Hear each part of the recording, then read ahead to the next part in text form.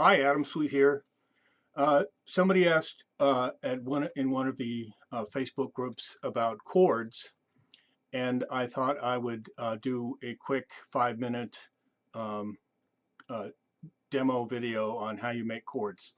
So, um, chords are based on scales, and they're specifically the same notes out of each scale according to whatever the chord is. So, for example, if you're asking for, say, a G major chord, then you're going to pick the specific notes out of the G major scale that make that chord.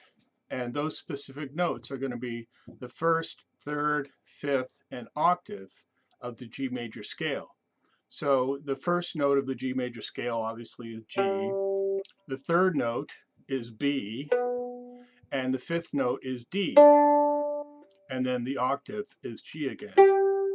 So when you make a chord, what you want to do is try to include as many of those three notes, four including the octave, in the shape of the chord as you possibly can.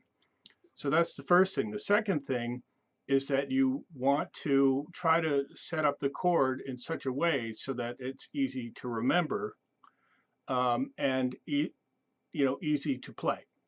So those two things are how you make up a chord. Having said that, there are certain shapes of chords that are easier to remember than others.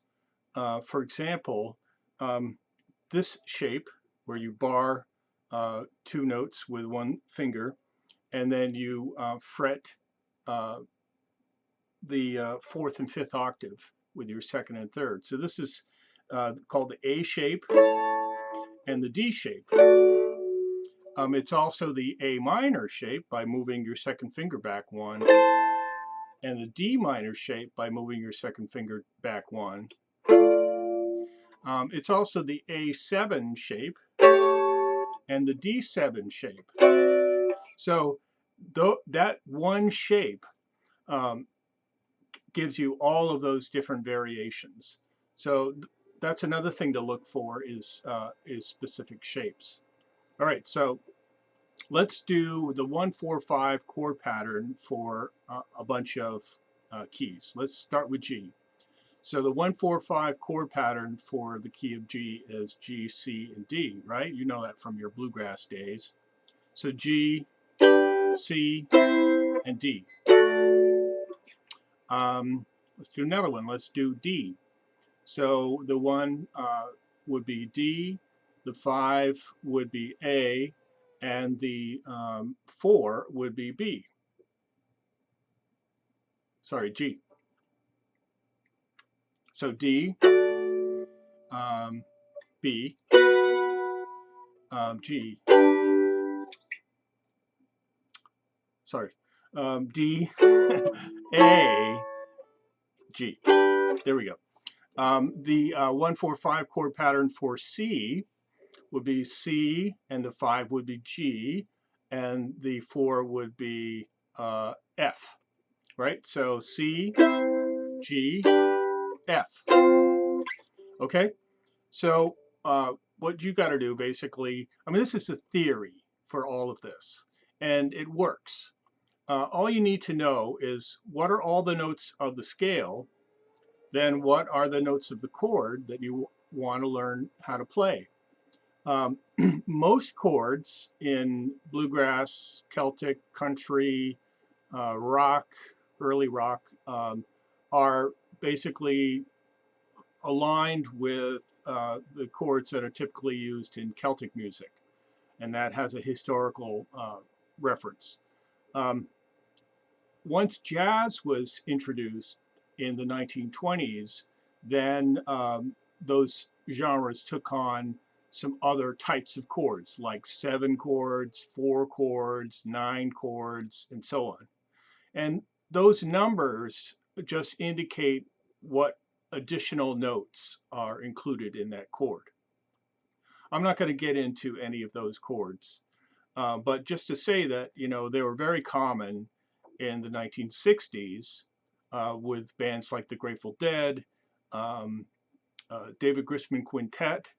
Um, the Beatles certainly used a lot of those chords.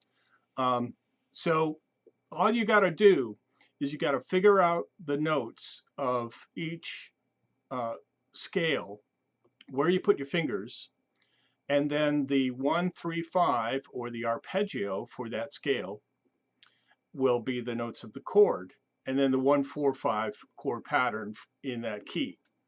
Now, somebody asked me the other day, what's the difference between the 1, 4, 5 and the 1, 3, 5? And I said, they're like apples and truck tires. They're completely different.